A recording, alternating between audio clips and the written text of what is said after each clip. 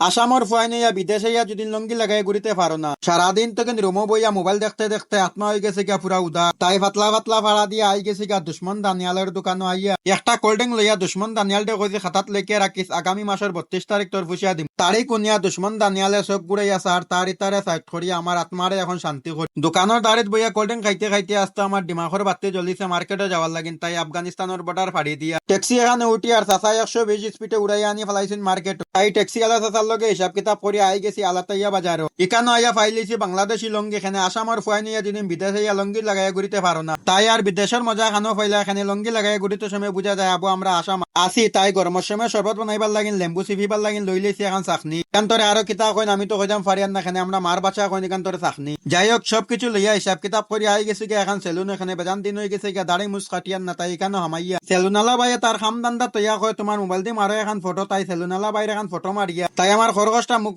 তোরা ইলাস্টিক সিনাবিট লাগাইয়া তোরা সুন্দর হইয়া কাটিং মাটিং করে আই গেছি গিয়া সীতা রুমো।